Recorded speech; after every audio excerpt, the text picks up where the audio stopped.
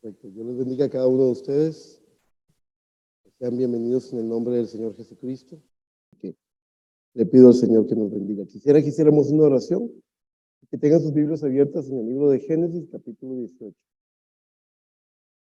Hoy sentí en mi corazón hubo algo que les compartí a la congregación en una lista de difusión que yo tengo, donde encuentro una cita relevante, la comparto por ahí. Y antes de irnos a Brasil, compartí algo.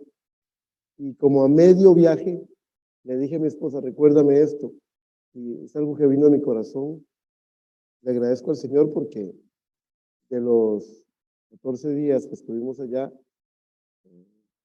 13, 14 días, 7 fueron prédicas. Casi que era un día de descanso, un día de prédica, un día de descanso y un día de prédica. Y Dios nos bendijo, nos dio las fuerzas. Y aún estando en el viaje me dio este mensaje para venir a predicar. Así que quisiera que hiciéramos una oración primero. Amado Padre Celestial, en esta hora venimos ante ti agradecidos, Señor. Tú nos has dado la gracia de volver a casa, de volver con nuestros hermanos, con la congregación que tú nos has confiado, Padre. Nos guardaste en el camino, Señor, nos ayudaste a ser de bendición y nos bendijiste también. Y ahora que estamos en casa, Señor, estamos en el puesto del deber. Yo ciertamente tengo una molestia en mi voz, pero eso no es más importante que poder compartir el mensaje que te has dado. Y tú eres el dueño de mi voz, el dueño de mi garganta, quien diseñó todo mi organismo, mi diafragma. Tú puedes sanarme, Señor. Tú puedes sencillamente borrar cualquier inflamación, cualquier cosa, y darme una perfecta y completa sanidad. Y yo creo, Padre, que estando en el puesto del deber, solamente debo confiar en ti, levantar mis manos y declararme sano en el nombre del Señor Jesucristo. Ahora te pido que el mensaje que va a ser predicado, Padre, pueda tocar las vidas y corazones de quienes los oigan, no solamente de la congregación presente, pero también de los hermanos conectados, de los amigos, de los hermanos en Cristo de otras iglesias que algunas veces los miércoles no tienen culto y les gusta conectarse. A todos ellos te pido que los bendigas en el todopoderoso nombre del Señor Jesucristo, que podamos en esta noche hallarnos, Padre, en tu presencia, en tu bendición. Alegra nuestro corazón con tu dulce Espíritu Santo y enciende una llama que no haya nada que la pueda apagar. En el nombre de Cristo Jesús te lo pido y te doy las gracias. Amén, amén. Por favor, tomen asiento. Quiero decirles que estoy revisando, siento en mi corazón que sería bonito que este viernes próximo hagamos el culto de Zoom, como un culto de reporte de viaje ministerial. No voy a decir misionero porque yo no soy un misionero, pero de viaje ministerial, ¿verdad? Entonces, estamos considerando preparar material para poder compartir con ustedes. Muy bien, al límite de la intercesión. Interceder tiene cosas que deben examinarse con cuidado, porque nuestra intercesión podría llegar a ser una intercesión movida por nuestros sentimientos, por nuestras preferencias sentimentales. Voy a interceder por este que es mi amigo o por este que es mi familiar, pero no intercedo por aquel que no me cae tan bien. O sea, pudiera ser de que nos hallemos actuando a conveniencia y que eso sea desagradable a los ojos del Señor.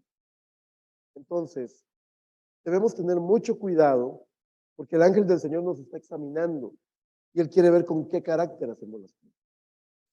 Y la intercesión no es una carta blanca, no es una llave maestra que Dios le da a usted para que usted haga lo que quiera. Es verdad, en San Juan 15, Cristo dijo, si ustedes estuvieran en mí y mis palabras en vosotros, pedid lo que quieran. Eso es verdad. Pero por cuanto la palabra de Dios mora en usted, usted está imposibilitado para pedir algo fuera de carácter. Porque el reino de las tinieblas y el reino de la luz, de su luz admirable, no pueden convivir en el mismo. ¿Okay? Entonces, lo repito, Cristo dijo, si en mí y mis palabras en vosotros, pidan lo que quieran. Entonces yo voy a pedir un carro último modelo, entonces yo voy a pedir la casa más lujosa, entonces yo voy a pedir que me den un salario, que en un año yo me retire y nunca más vuelva a trabajar. ¿Les parece que esas peticiones van acompañadas de carácter? Entonces, y eso es para nuestras peticiones personales. ¿Cuánto más para interceder por aquellos? Cuidado con darle la espalda a alguien que tiene necesidad y darle nuestra preferencia a alguien que es sencillamente nuestro amigo. Porque Dios es un Dios justo.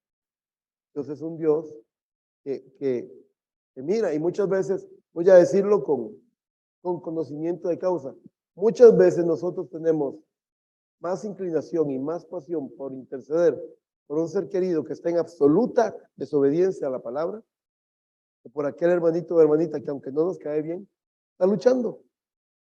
¿Ven? Entonces, Dios ve eso y dice, Eric está siendo un egoísta. Y yo recuerdo las palabras del profeta que dijo, ningún motivo egoísta prosperará. El Espíritu Santo es maravilloso, es perfecto. Y nuestra justicia debe ser la justicia de Dios. Tenemos que dejarnos gobernar por los motivos de Cristo en nuestro corazón.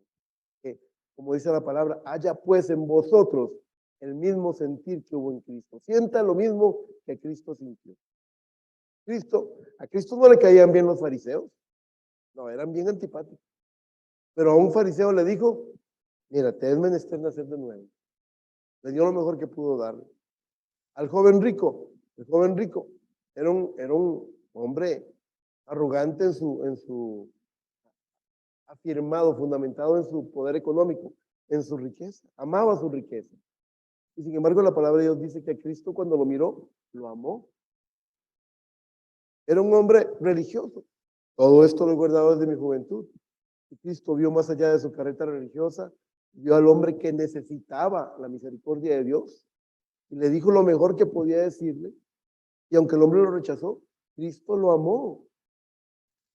Que de tal manera amó Dios al mundo, ha enviado a su Hijo unigénito para que todo aquel que en él crea no se pierda, mas tenga la vida eterna. Entonces, entender el sentir de Cristo implica inclinarnos por el lado que se inclina el Señor, no por el lado que nos inclinamos nosotros con nuestros afectos personales. Muy bien, habiendo dicho eso, quiero que leamos lo que dice Génesis 18. Génesis 18 dice, del verso 22 en adelante, dice, y se apartaron de allí los varones y fueron hacia Sodoma, pero Abraham estaba aún delante de Jehová. Y se acercó a Abraham y dijo, ¿destruirás también al justo con el impío?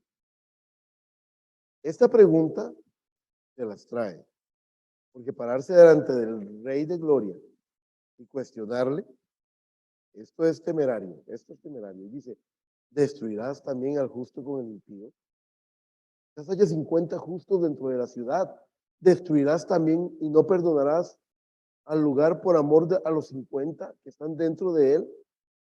Lejos de ti el hacer tal, que hagas morir al justo con el impío y que sea el justo tratado como el impío.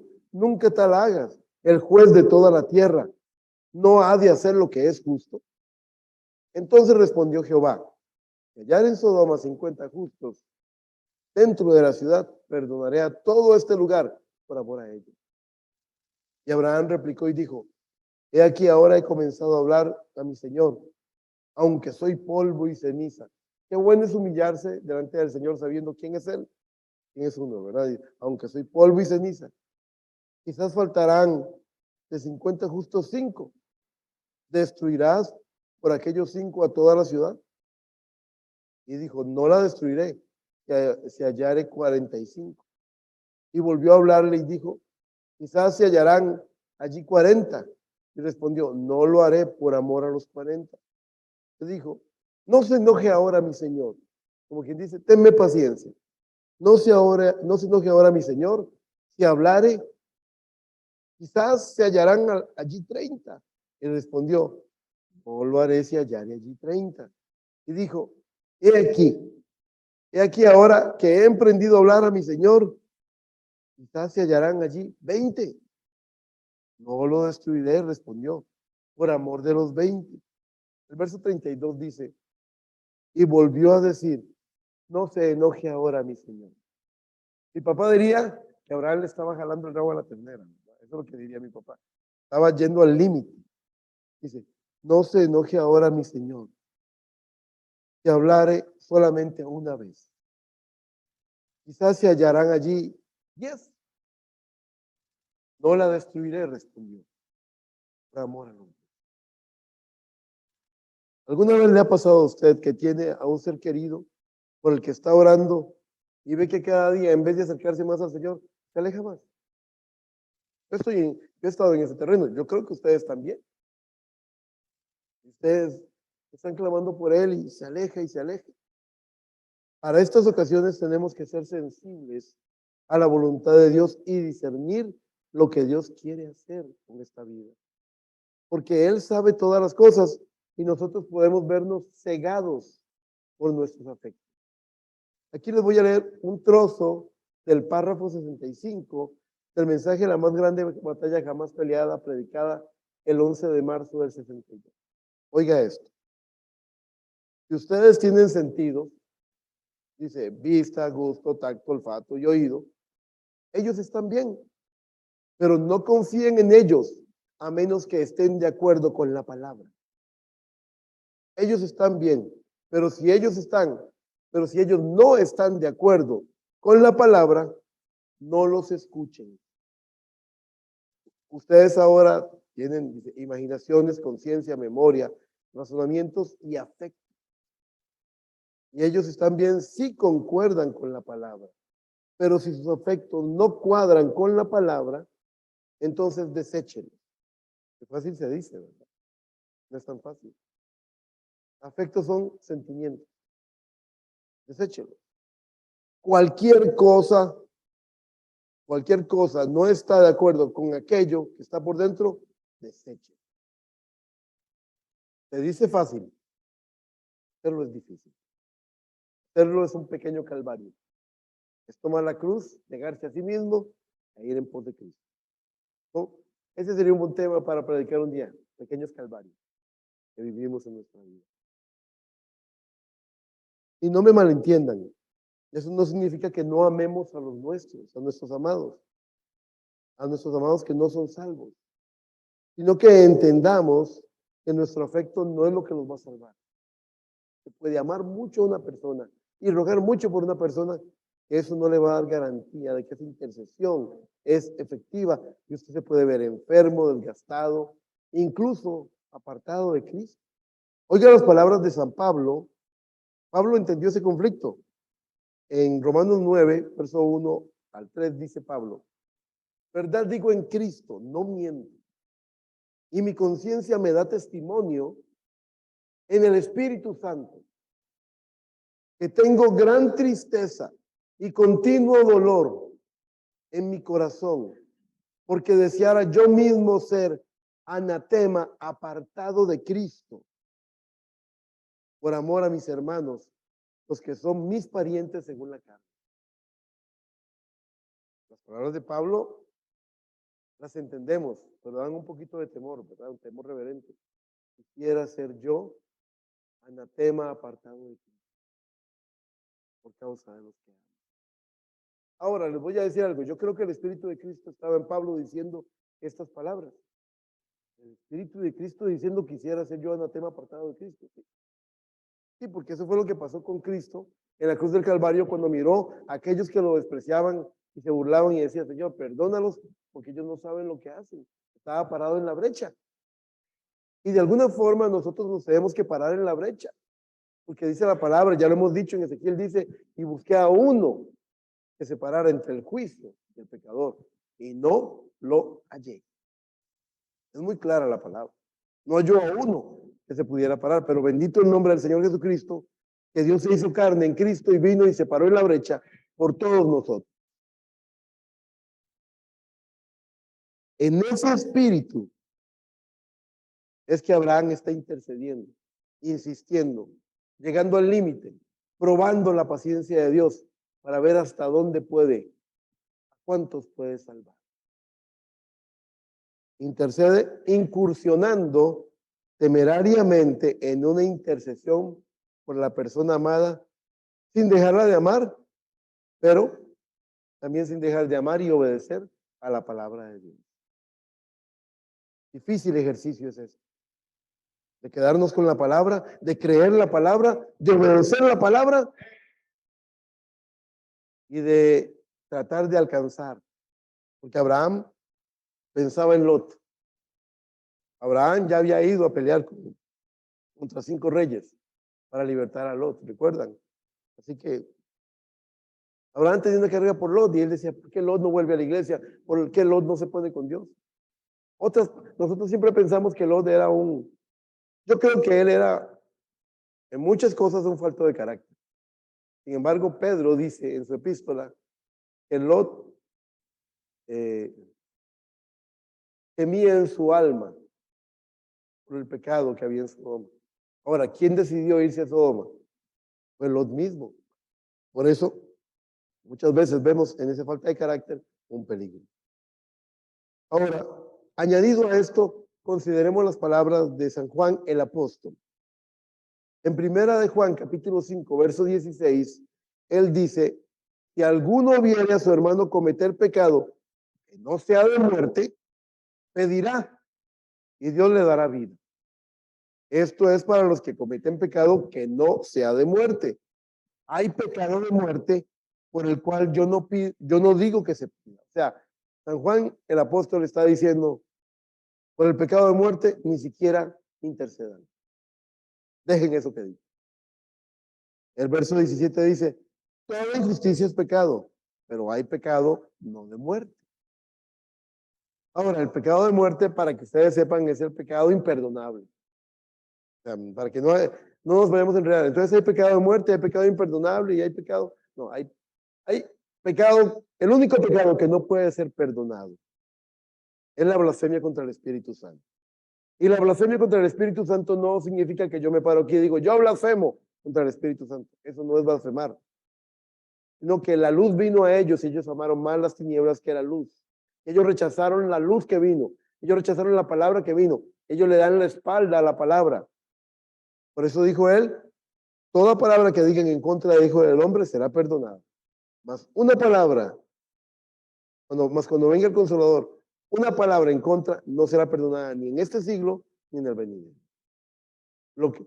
Es decir, que Dios viene, Dios ya hizo la ofrenda, ya pagó el precio, la sangre fue derramada y ahora esa sangre es poderosa, la aplicación de la vida que estaba en esa sangre, poderosa para vivificar la palabra, para revelarnos y darnos entendimiento y para bautizarnos con fuego del Espíritu Santo. Pero si nosotros no lo queremos y le damos a la espalda de eso, ahí usted puede cruzar la línea de misericordia. Ese es el pecado imperdonable. Y es el pecado de muerte. Porque hay gente que dice, yo creo que el pecado imperdonable es el adulterio, dice. Esa es una opinión que alguien está diciendo. El profeta lo dice en el mensaje del pecado imperdonable. Dice, hay gente que dice, pecado de muerte es cometer asesinato. Esa es una opinión que está diciendo. Pero claramente bajo la revelación del mensaje, el pecado imperdonable es rechazar la gracia que ha venido a nosotros en forma de la palabra viva para guiarnos a redención. Y aún nosotros debemos tener cuidado de evitar interferir. Como por ejemplo dice 1 Corintios 5:4, cuando hay un caso de inmoralidad en la iglesia de Corintios. Pablo dice estas palabras en 1 Corintios 5:4 y 5, dice, en el nombre del Señor Jesucristo. Está hablando de un caso en el cual un miembro de la iglesia había cohabitado, había dormido y había tenido intimidad con la esposa de su padre. Y entonces el hecho era grave, no se había tomado medidas, el hombre seguía en la iglesia. Perdón. Y él dice, en el nombre de nuestro Señor Jesucristo, reunidos vosotros y mi espíritu con el poder de nuestro Señor Jesucristo, el tal sea entregado a Satanás para la destrucción de la carne, a fin de que el espíritu sea salvo en el día del Señor Jesús. nosotros que somos padres o que tenemos gente que queremos, pudiéramos tratar de, nuestros afectos podrían querer defenderlo, protegerlo. A un rebelde, a alguien que se ha rebelado, que está en pecado, obstinadamente está perseverando en ese pecado. Pero aquí lo que dice es que el tal se ha entregado a Satanás para la destrucción de la carne. Y dice, a fin de que el espíritu sea salvo en el día del Señor Jesús. El profeta dice que este caso, este hombre fue restituido. Dice que en 2 Corintios 2, verso 5 en adelante dice, está hablando de este caso y dice, pero si alguno me ha causado tristeza, no me la ha causado solo a mí, sino en cierto modo, por no exagerar, a todos vosotros.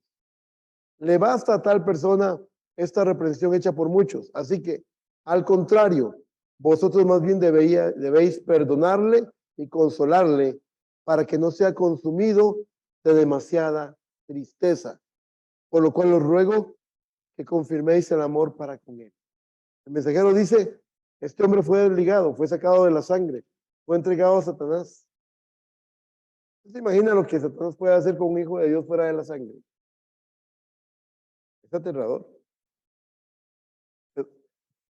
Ese es un infierno.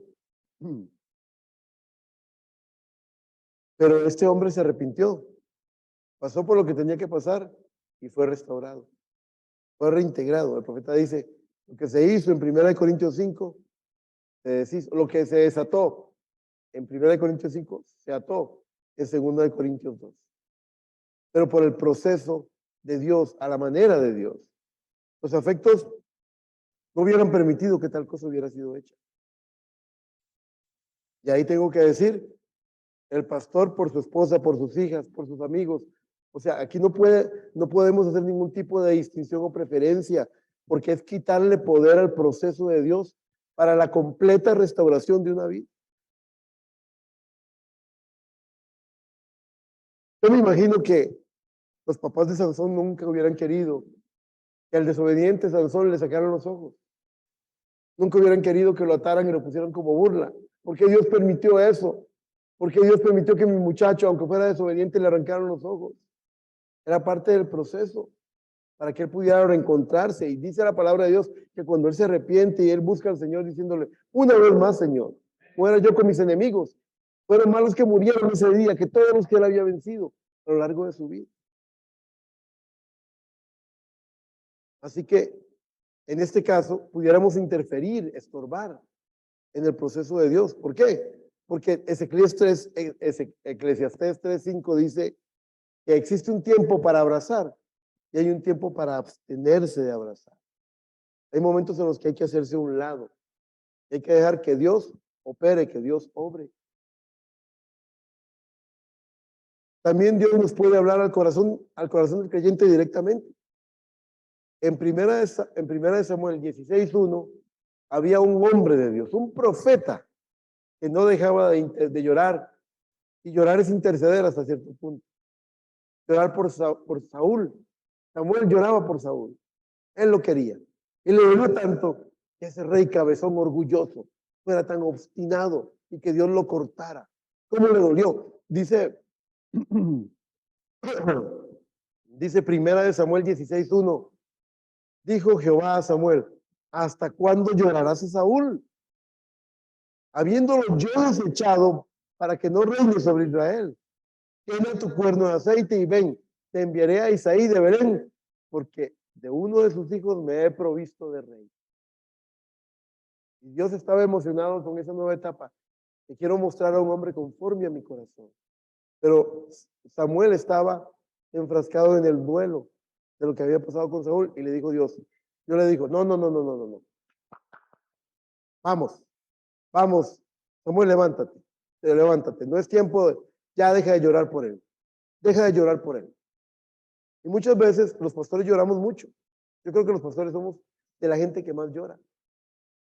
Por las cargas del pueblo, por aquel que se fue y estamos todavía diciendo, Señor, si todavía hay misericordia, tráelo de vuelta.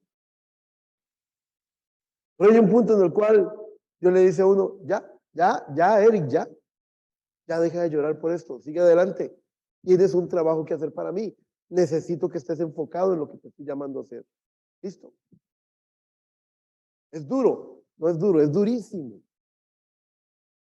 Pero si queremos ganar esta batalla, tenemos que hacerle caso a nuestro gran general, al Espíritu Santo, nuestro general de 5 estrellas. Entonces, ya que ya vimos a Abraham intercediendo, llevando las cosas a un límite, y Dios dejándole saber que él, cuál es su corazón hacia ese punto. Luego vemos a Pablo diciendo: quisiera ser anatema apartado de Cristo por mis parientes según la carne. Luego llamamos a Juan diciendo: mucho cuidado, hermanos, hay pecado por el cual yo no digo que se ore. Vigilen bien porque van a interceder.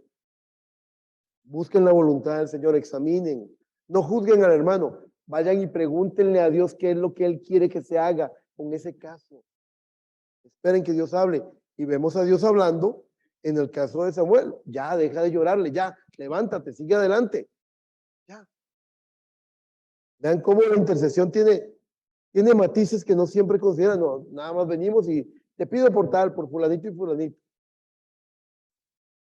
¿Sabían ustedes que el profeta dijo: no trate usted de quitar una maldición que Dios ha puesto,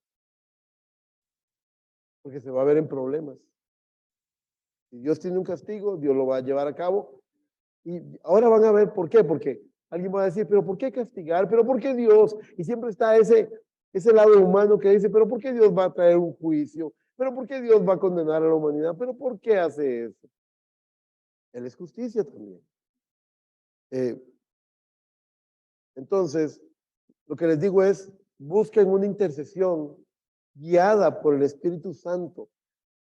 Eviten una intercesión obstinada y encaprichada con los sentimientos de su corazón, sino que traten de ser leales a la guianza del Espíritu. Porque si el Espíritu le dice a Eric, ora en esta dirección. No, Señor, pero mi corazoncito dice que siga pidiendo por eso. Pero yo quiero que tú te vayas en mi carácter, yo quiero que tú tengas carácter para orar de esta forma. Señor, pero no puedo porque es de este lado. Entonces el Señor va a decir: yo no tengo suficiente confianza en Eric y su intercesión va a llegar hasta cierto lugar. No puedo recibir todas sus, porque él no está, porque mis palabras no están en él todavía. ¿Comprenden? Si estuvieres en mí y mis palabras en vosotros, pidan lo que quieran y será hecho. ¿Por qué? Porque si usted está en Cristo y las palabras de Cristo están en usted, usted va a pedir con carácter, conforme a la voluntad de Dios. Quiero que abran sus Biblias.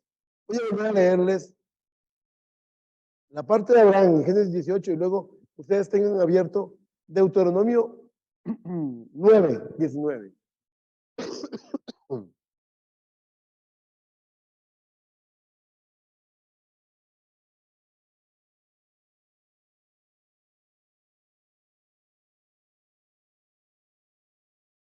En Génesis 18, 23, quiero rescatar las palabras que Abraham dice. Dice, y se acercó a Abraham y dijo: ¿destruirás? ¿Se imagina usted lo que es venir delante de Dios? Uno que es como un microbio delante de Dios y hablarle de esta forma: ¿destruirás también al justo con el impío? Quizás haya 50 justos dentro de la ciudad, destruirás también y no perdonarás al lugar por amor de los 50 justos que estén dentro de él. Lejos de ti el hacer tal, que hagas morir al justo con el impío y que sea el justo tratado como el impío. Nunca tal hagas. El juez de toda la tierra no ha de hacer lo que es justo. Estas palabras son temerarias, pero Dios no le reprochó, porque el Espíritu de Cristo estaba allí. Vean en Deuteronomio 9, 19 en adelante. Dice la palabra: porque temí a causa está hablando Moisés, dice: porque temí a causa del furor y de la ira con que Jehová estaba enojado contra vosotros para destruiros. Pero Jehová me escuchó aún esta vez. Contra Aarón también se enojó Jehová en gran manera para destruirlo, y también oré por Aarón en aquel entonces. Y tomé el objeto de vuestro pecado, el becerro que habíais hecho, y lo quemé en el fuego y lo desmenucé moliéndolo muy bien, hasta que fue reducido a polvo, y eché el polvo de él en el arroyo que descendía del monte. También en Tabera y Masá, y en Kibrot Hadaba, provocasteis a ira a Jehová. Y cuando Jehová os envió desde Cades Barnea diciendo, subid y poseed la tierra que yo os he dado, también fuisteis rebeldes al mandato de Jehová vuestro Dios y no le creísteis, ni obedecisteis a su voz. Rebeldes habéis sido a Jehová desde el día que yo os conozco. Qué palabras más duras de Moisés, ¿no? Sigue diciendo, me postré pues delante de Jehová, 40 días y 40 noches estuve postrado, porque Jehová dijo que os había de destruir. Y oré a Jehová diciendo, oh Señor Jehová, no destruyas a tu pueblo y a tu heredad, que has redimido con tu grandeza, que sacaste de Egipto con tu mano poderosa. Acuérdate de tus siervos Abraham, Isaac y Jacob. No mires la dureza de este pueblo, ni a su impiedad, ni a su pecado. No sea que digan los de la tierra. Aquí está el desafío. Aquí está toreando, como dice. Dice, no sé qué digan los de la tierra, de donde nos sacaste. Por cuanto no pudo Jehová introducirlos en la tierra que les había prometido, o porque los aborrecía, los sacó para matarlos en el desierto.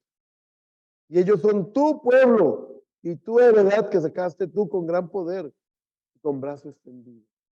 Era la intercesión de Moisés, exponiéndose a que el Señor le diera un castigo, ¿verdad? Porque eso es una intercesión temeraria también.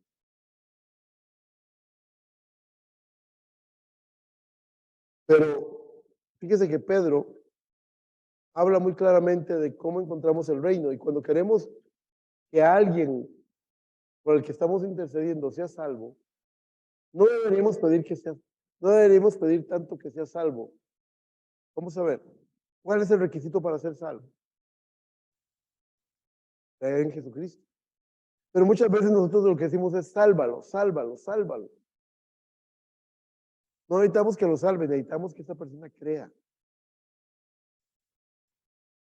Vea, en segunda de Pedro 1:1, Pedro empieza su epístola diciendo, Simón Pedro, siervo y apóstol de Jesucristo, a los que habéis alcanzado por la justicia de nuestro Dios y Salvador Jesucristo, una fe igualmente preciosa que la nuestra.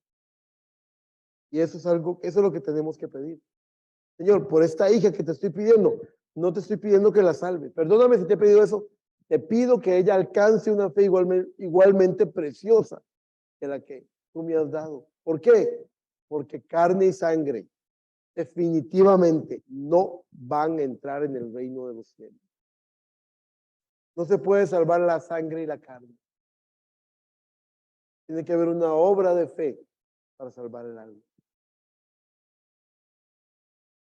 En el mensaje de adopción parte 2, predicado el 18 de mayo de 1960, en el párrafo 17, el profeta dice, Pablo le dijo al romano, dijo, cree en el Señor Jesucristo y tú y tu casa serán salvos. Y ustedes tienen fe suficiente para ustedes mismos, para ser salvos, tengan suficiente fe. No importa qué tan desobediente es ese muchacho o esa muchacha, ellos serán salvos de todas maneras. Dios, de alguna manera, si Él tiene que tumbarlo sobre sus espaldas, es allí donde no queremos. Pero Dios tiene que hacer lo que lo haga. O sea, si Dios de alguna manera, si Él tiene que tumbarlo sobre sus espaldas, yaciendo allí en un hospital, muriéndose, ellos serán salvos. Dios lo prometió. La herencia, dice, y estarán allá, está citando Isaías, dijo Isaías, y estarán allá y todos sus descendientes con ellos. No harán mal ni dañarán en todo mi santo monte, dijo Jehová. Ahora, la cita que yo les había compartido a ustedes, el mensaje, antes de irnos para el viaje ministerial, una cita de preguntas y respuestas número 2, del 23 de agosto del 64. Oigan la cita.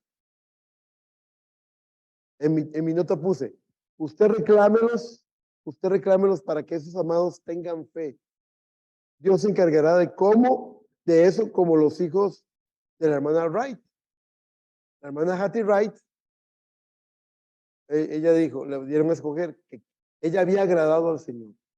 Ella había hablado. Por eso, muchas veces tenemos que aprender a ser íntegros. Y una de las características de la integridad es ser la misma persona en todas partes. No podemos ser cristianos aquí en la iglesia y luego salir allá a la casa y decirles 4 palabrotas a nuestros hijos para que se porten bien y para que se enderecen y esperar que a Dios le agrade eso. Eso a Dios no le agrada, porque Él es el sumo sacerdote de nuestra confesión. Si va a decirle algo a ese hijo desobediente, dígale, hijo, yo he creído en Jesucristo. Y yo creo que hay una promesa que está sobreviniendo sobre su vida y creo que usted, un día, Dios le va a dar a usted una fe tan preciosa como la que me ha dado a mí. Esa es la forma correcta. Esa es la forma agradable al Señor. No es estarles dando palo para que obedezcan. Están haciéndolo es una obediencia mecánica. Ni siquiera la está viendo Dios. Ni siquiera. Dios no se siente honrado con esa manera. Dice, en esa cita, perdón, estaba hablando de la hermana Hattie Wright. La hermana Hattie Wright dijo algo que agradó al Señor. El profeta estaba contando sobre el tercer galón y cómo Dios le dijo, llama a existencia esas ardillas.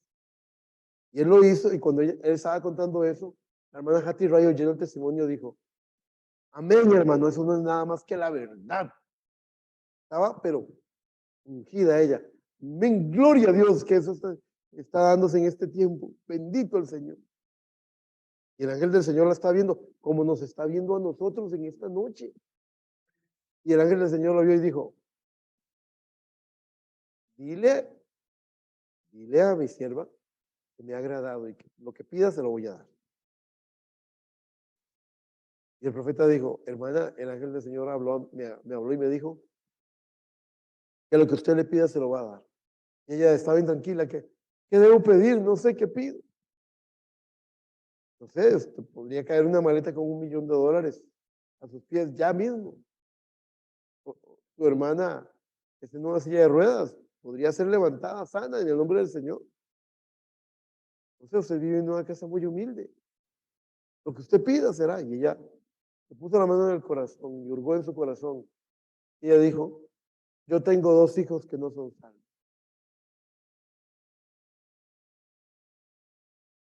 Ahora, repito mi receta.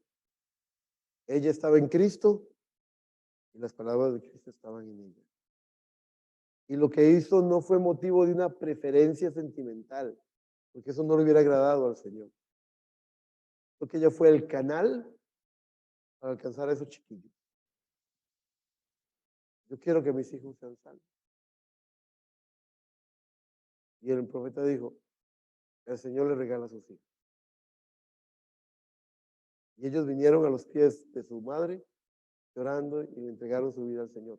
Ellos no pasaron con todo su paquete de pecados y rebeldías al cielo. Nadie va a pasar así. Nadie va a pasar así. Pero ellos alcanzaron una de fe igualmente preciosa que la de su mamá. Dios hizo una obra en ellos. Y lo que tuvieran yo no sé lo que les hizo el Señor para que ellos llegaran de rodillas delante de su mamá. Entonces, no sé si los sacudió, no sé qué les hizo, pero lo que les hizo funcionó. Dios no tiene un botón para decir, ahora eres incrédulo, ahora eres creyente. No, Dios no violenta el libre albedrío. Dios no puede hacer, o sea, Dios tiene que hacer una obra en ellos. Vean a Jacob. Jacob engañó a su padre, engañó a su hermano, engañó a su suegro. Jacob era tremendo, era terrible. Pero Jacob, cuando Dios empezó a lidiar con él, apareció en ese lugar llamado Luz, que le puso por nombre Peniel, porque vio el rostro de Dios. Recuerdan la visión de la escalera en el cielo. Dios empezó a lidiar con él y él dijo, apartaré la 10ª parte de todo lo que me dé, Señor. Dios empezó a lidiar con él en forma personal. Y eso es lo que ocupamos, que aquellos por los que estamos intercediendo, por los que estamos reclamando, que Dios lidie con ellos en forma personal. Solamente somos un puente para decirle al Señor, ahí está el blanco, dispara, Señor, alcanza a estas personas. Pero Dios es el que tiene que hacer una obra en ellos.